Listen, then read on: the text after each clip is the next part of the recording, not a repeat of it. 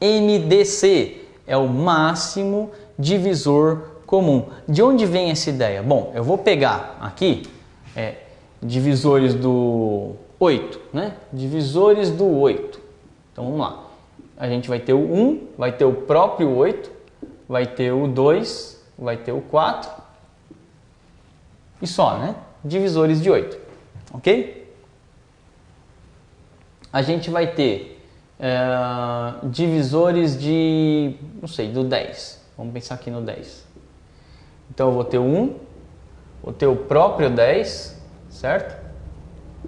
Vou ter o 2, vou ter o 5, acabou, é isso, certo?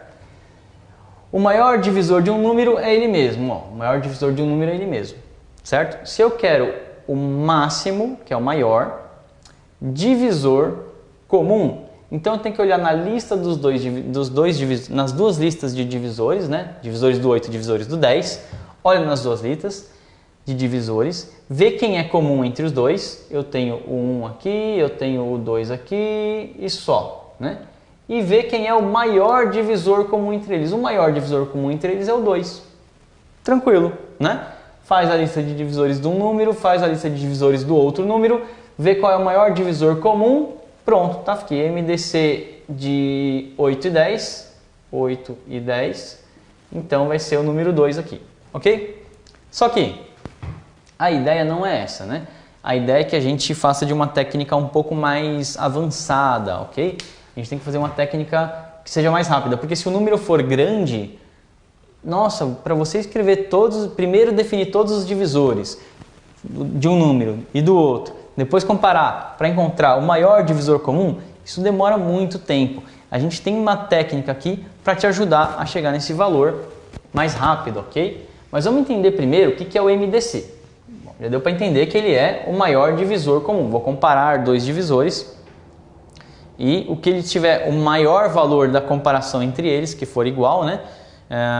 É esse que eu vou pegar, ok? Então, seja A e B dois números inteiros não simultaneamente nulos, o máximo divisor comum de A e B é o número máximo, olha só o que ele escreveu aí, divisores de A. Então eu tenho aqui, ó, um conjunto de divisores de A, eu vou ter aqui um conjunto de divisores de B, ok? E vou ter os fatores, os elementos que são comuns, que estão tanto no A quanto no B. Então aqui eu tenho o que a gente chama de intersecção, tá? Então, ó, divisores de A em intersecção com divisores de B.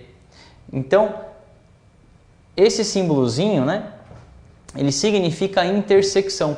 Então, quando eu tenho um conjunto, outro conjunto, e eles têm elementos comuns. Então, esse subconjunto aqui, ó, esse subconjunto, eu vou chamar de divisores de A em intersecção com divisores de B, ok?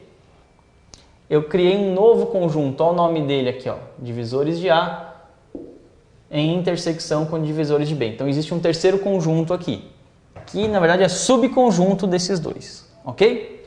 É um conjunto menor em relação aos outros dois. Então tem intersecção entre eles, isso aqui chama-se intersecção, ok? E eu vou pegar o maior valor, eu vou pegar o máximo, ok? O máximo valor da intersecção entre divisores de A e divisores de B. Você viu isso eu fazendo aqui quando eu fiz divisores de um número, divisores do outro, comparei, né, fiz a intersecção, vi quem eu tinha igual nos dois e peguei o maior valor, peguei o máximo valor da intersecção entre os dois divisores. Beleza? O MDC de A e B é o número máximo da intersecção dos divisores de A com divisores de B, né? Então, sendo assim, tá aí, né?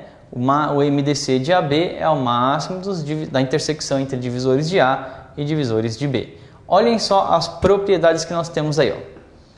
O MDC entre um número A e 0 vai ser A, qualquer que seja A, desde que ele pertença aos naturais, aí ele tá assim, ó.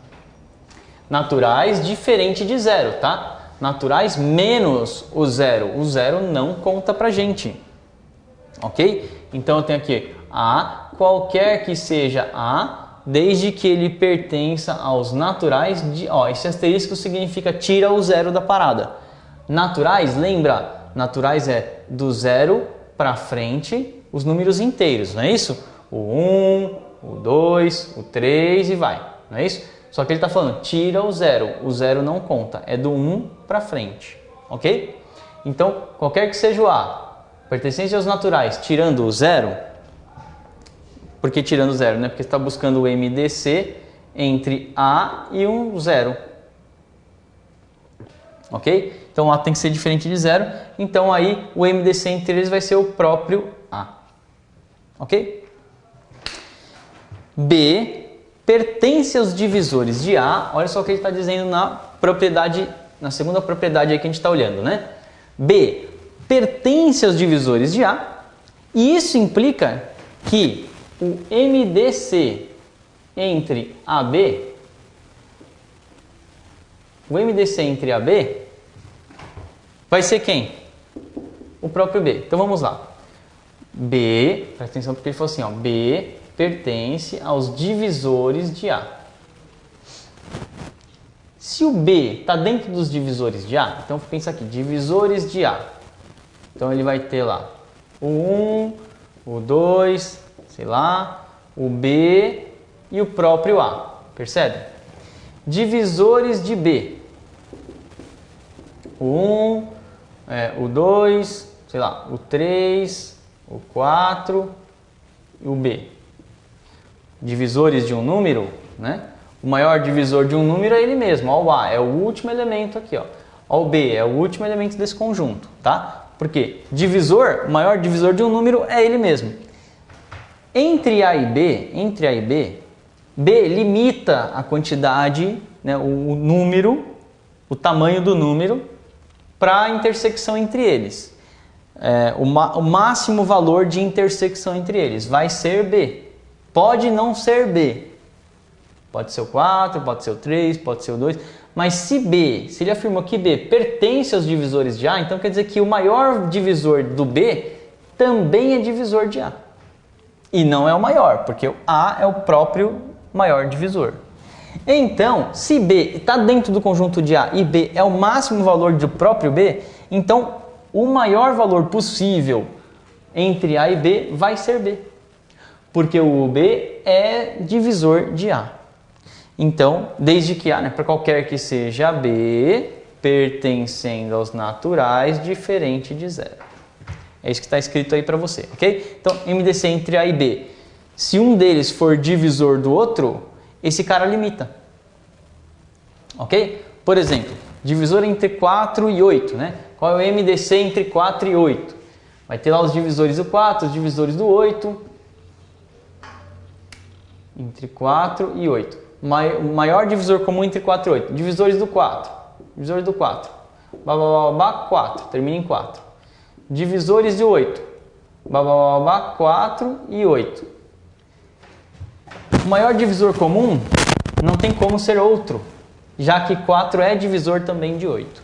Ok? Então, o MDC entre 4 e 8 é o próprio 4. Quando um deles for divisor do outro, é esse que é o MDC entre eles. Beleza? Mínimo múltiplo comum. Então, o MMC é diferente agora, hein? MMC. Sejam A e B. Dois números inteiros não nulos, ok? O mínimo múltiplo comum de A e B é o mínimo, agora estou buscando o menor valor da intersecção entre os conjuntos dos múltiplos. Então, eu vou fazer o conjunto dos múltiplos do A, faço o conjunto dele aqui, múltiplos do B, faço o conjunto deles aqui, e vou buscar o menor, eu quero saber qual é o menor valor iguais entre eles, ok? Então, vamos lá, facinho aqui, ó. É o menor valor igual nas duas tabuadas, essa é a ideia, de uma forma geral. Então, se eu tenho aqui, tabuada 4 vezes 1 é 4, 4 vezes 2 é 8, 4 vezes 3 é 12 e assim por diante. Aqui eu tenho 8 vezes 1 é 8, 8 vezes 2 é 16 e assim por diante. Então o que acontece? Olhando para a tabuada do 4 e a tabuada do 8, o menor valor comum entre eles é o 8. É o menor valor de resultado das duas tabuadas. Esse é o mínimo múltiplo comum. O menor valor mínimo múltiplo resultado de tabuada comum igual entre os dois, ok? Olha como é que ele traz para você na apostila. Vem escrito assim, ó. O mínimo múltiplo comum de A e B é o número mínimo. Aí ele traz, abre ali, né, o conjuntinho, né? Põe lá múltiplo de A. Só que tá cheio de sinalzinho. Vamos entender isso daí, né? Então vamos lá. Múltiplo de A, descontando o zero, não conte o zero e só conte os valores positivos. Porque a gente está lidando com números inteiros, ok? Eu tenho também números negativos, tá? Múltiplos aqui do A, só que eu quero só os positivos, tira o zero, ok? E esses são os valores que eu vou considerar múltiplos de A. Pega os múltiplos de B na mesma condição, ó. Múltiplos de B, tira o zero, somente os positivos, ok? E eu vou fazer a intersecção, esse símbolozinho intersecção, pensa assim, ó. Conjunto dos múltiplos de A, conjunto dos múltiplos de B, ok? E ele tem a intersecção aqui, ó, é a pontezinha que liga um conjunto no outro. Isso chama-se intersecção. Beleza? Então, a intersecção entre os múltiplos de A e os múltiplos de B. Então, eu tenho vários valores aqui que combinam, que pertencem tanto a um conjunto quanto ao outro. Só que ele quer o mínimo múltiplo comum. Então, desse conjunto aqui, eu vou buscar o menor valor de intersecção entre eles, ok? Por isso que ele põe mínimo dos múltiplos de A em intersecção com os múltiplos de B, ok? Propriedades aí, ó. O MMC entre A e 1 sempre vai ser A, qualquer que seja A, pertencendo aos naturais e excluindo o zero. B pertence aos divisores de A, então olha só, eu tenho o MMC entre A e B, ok? Entre A e B, então o meu MMC vai ser A, não tem jeito, ok? Qualquer que seja A, pertencendo ao conjunto dos naturais, excluindo o zero, beleza? Por isso esse asterisco aí em cima.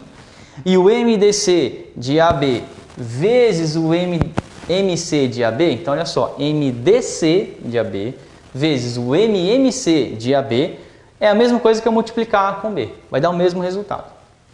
A, qualquer que seja o A, por isso essa letrinha A maiúscula de ponta cabeça, né? Você já aprendeu esse sinal, mas vale frisar, né?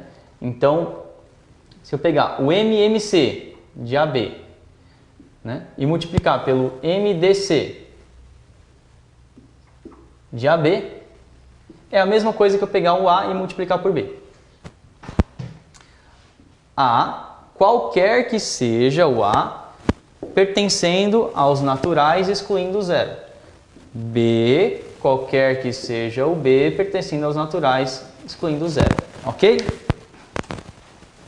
Números decimais. Decimais vem do décimo, né? Vem depois da vírgula. Números depois da vírgula. Então vamos lá. Nós temos os números decimais exatos e nós temos os números decimais não exatos, né? Números decimais exatos e números decimais não exatos. São os que apresentam um número finito de casas decimais não nulas. Esses são os exatos. E números não exatos são aqueles que apresentam um número infinito de casas decimais não nulas. Por que ele está falando não nulas, né? Porque se você pegar aqui o número 12, por exemplo, a vírgula dele está aqui, aqui está a minha unidade, aqui está a minha dezena, não é isso?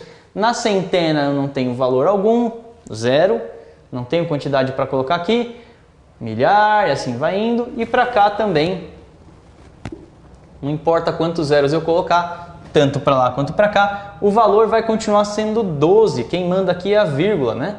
Ela que me diz que a quantidade é 12. Esses valores todos que eu estou colocando aqui são valores nulos, eles não alteram a quantidade 12.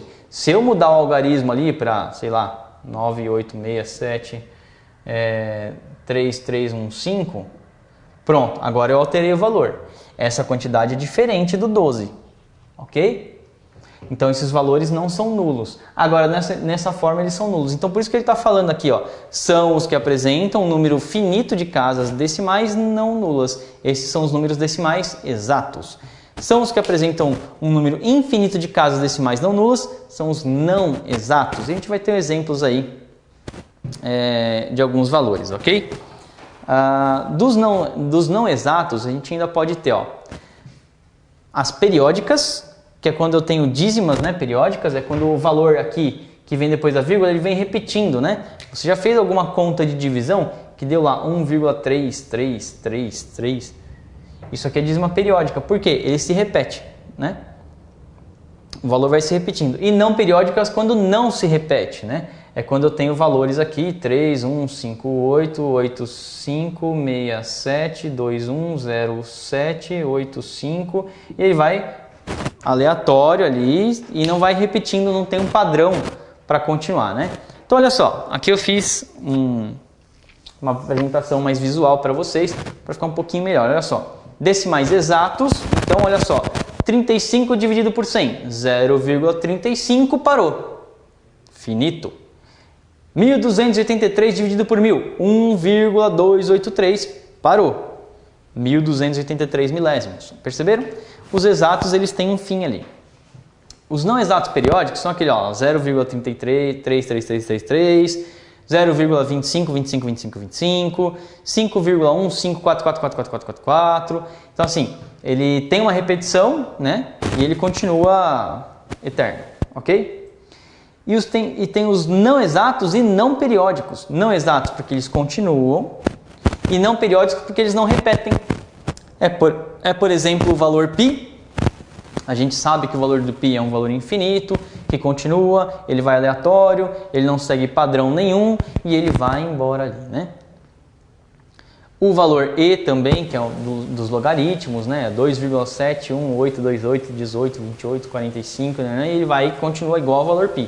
Raiz de 2, uma raiz inexata, né? 1,4142, ele continua eterno. A gente até usa esse valor arredondado, né? 1,4, 1,41, tá? E é importante a gente saber esse valor da raiz de 2, porque a raiz de 3 também tem essa configuração, né?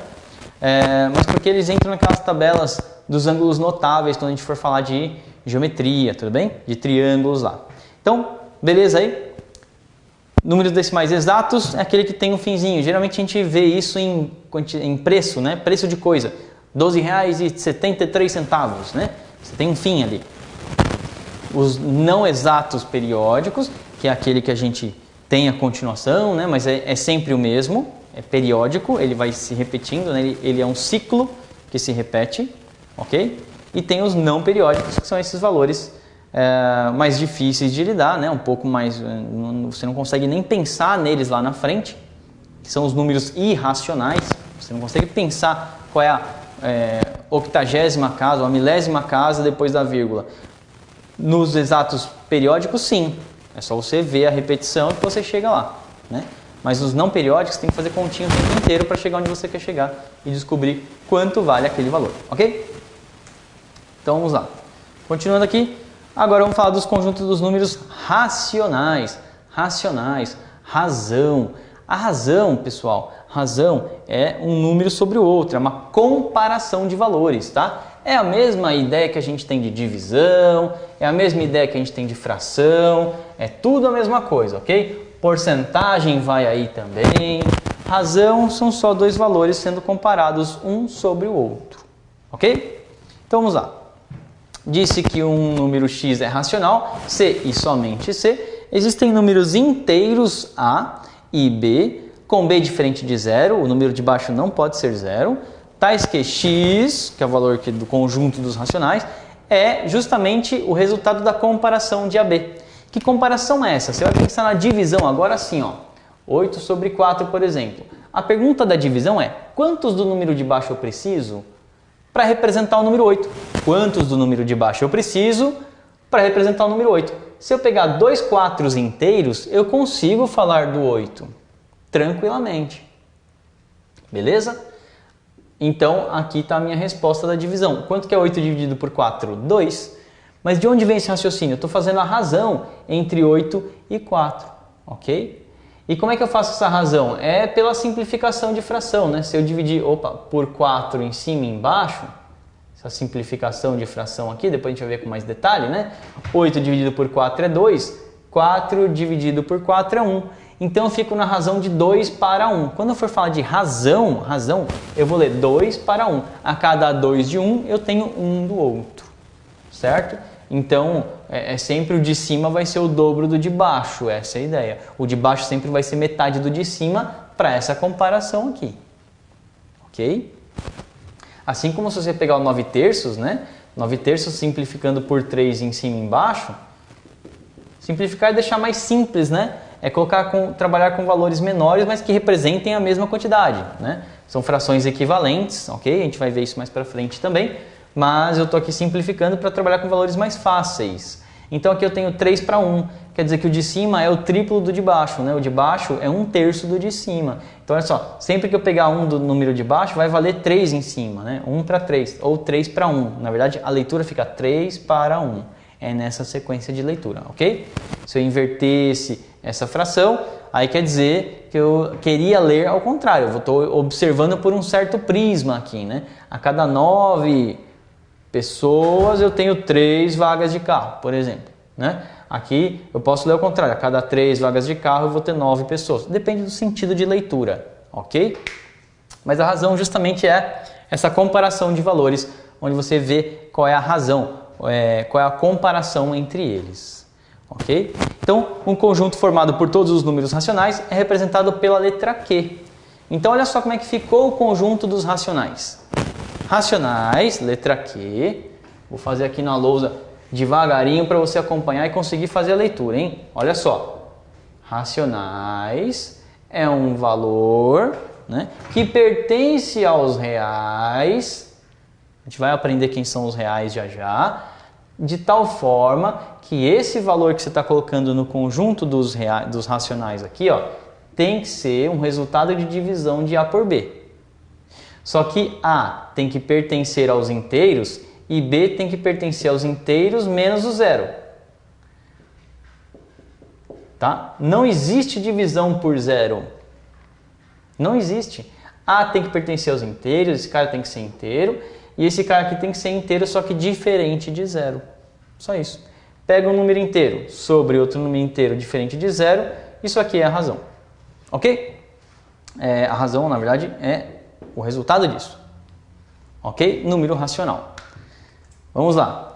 Números irracionais. Bom, se eu tenho os racionais, eu também tenho os irracionais. Aí são aqueles valores que a gente viu agora há pouco, que é o valor de π, é o valor e, é o valor raiz de 2, raiz de 3, são valores não periódicos, ok?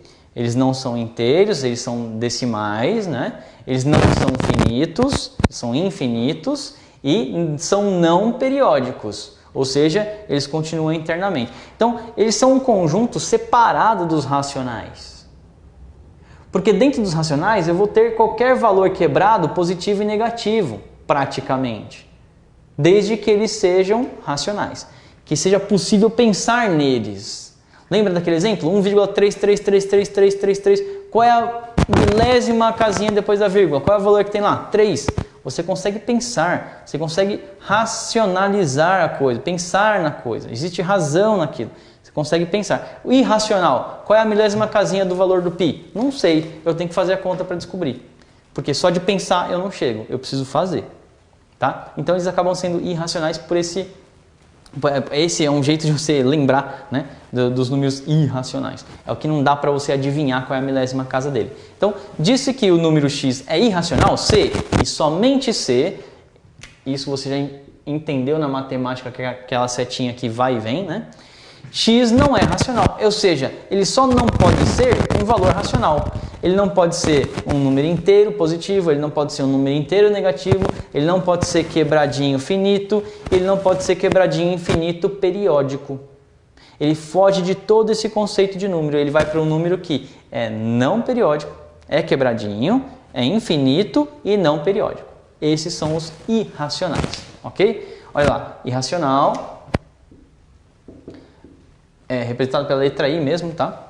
é qualquer valor que pertença aos reais, tal que esse valor aí que você está colocando no conjunto dos irracionais seja diferente dos racionais. Ok? O que você está colocando, né? O elemento que você está colocando dentro dos irracionais, ele tem que ser diferente dos racionais. Ou seja, tem que ser número decimal, infinito e não periódico. Não pode ficar repetindo, ok? Vamos lá. Concluindo toda a ideia, né? Os números reais agora, né? O conjunto maior de todos aí. Tá aí, ó. Um número é chamado de real quando é inteiro ou decimal. Aí não importa se ele repete eternamente, se ele não repete, se ele para um pouquinho depois da vírgula, se ele é inteiro, se ele é positivo, se ele é negativo. Qualquer que seja o valor, você vai colocar ele dentro do conjunto dos reais, ok? Agora, só para terminar essa ideia aí, ó, os números reais, o conjunto dos racionais está contido, olha a leitura aí, hein? Retomando conjuntos aí com vocês. O conjunto dos racionais está contido, ó, quem está segurando a cordinha, os reais. Então, olha bem para o diagrama aí, né? A gente tem naturais lá no meio, certo? Naturais como sendo o menor conjunto. Aí você tem um pouquinho maior que é dos inteiros. Aí você vem com um pouquinho maior que é dos racionais. Aí você tem um isolado aqui dos irracionais. E quem engloba todos eles aqui? Os reais. Então, o conjunto dos racionais está contido dentro dos reais. Os irracionais estão contidos dentro dos reais. Os racionais, em intersecção com os irracionais, é vazio, porque eles não têm nenhum elemento comum. Então, olha só, os racionais em intersecção com os irracionais é um conjunto vazio. Não tem ligação entre esses conjuntos. É justamente uma separação de ideia de número aqui, ok? E por último, aí a gente tem a relação de que os racionais, junto com os irracionais, formam para a gente o conjunto dos reais, né? Você vê que é união, né? Então você tem aqui, ó, racionais em união, estou juntando os dois, irracionais, vai dar para a gente o conjunto dos reais, ok? Facinho isso daqui, né? Agora vamos para outro assunto. O valor absoluto. Sendo x um valor real, um número real, o valor absoluto de x ou o módulo de x representa-se por x com duas barrinhas retas em sua volta, né? É um número real positivo, assim definido. Olha só, x ele é maior ou igual a zero, e isso implica que o módulo de x vai ser x. O x ele é menor ou igual a zero, e isso implica que o módulo de x é menos x. Ok? Na verdade, pessoal, para pensar em valor absoluto é o seguinte: se o valor tiver com duas barrinhas em volta de si, imagina o número 15, ok? Vou colocar um valor menor aqui que eu vou escrever na lousa a reta matemática, ok? Tá aqui o 0. Então, vou colocar o 3 aqui em módulo. Aqui eu tenho 1, o 2, o 3, o menos 1, menos 2, o menos 3. E o que quer dizer isso aqui, ó? Esse módulo aqui, ó, tá pedindo o quê? Distância para o 0. Se eu estiver falando desse menos 3, não importa que ele está para o lado de lá. Eu quero saber qual a distância dele para o 0. A distância dele para o 0 é 1, 2, 3. Ah, então aqui é 3. E qual que é o módulo? Aqui, né? O módulo de menos 3. Só para ficar bem, ó, módulo de menos 3 é 3. E o módulo de 3, desse cara aqui, ó. Qual a distância do mais 3 para o 0? 1, 2, 3. Ah, então é também 3. Então não importa para qual lado.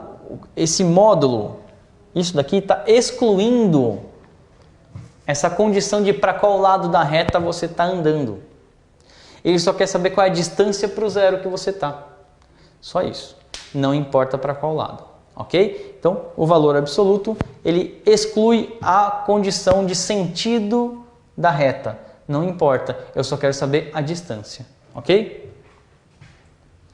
Vamos para alguns exercícios aí, olha só. A gente tem aí, né, considerando os conjuntos A, B e C, a região rachurada do diagrama abaixo representa, olha só, então a gente tem aí, né, A, B e C. Vamos pensar bem aí, ó. C menos B, B menos C, a gente tem um monte de situação aí. Vamos lá. Vamos pensar aqui, ó, A, B e C, ok? Aqui tá A, aqui tá B e aqui tá C. A rachurada é toda A e mais esse pedaço de B aqui. É isso?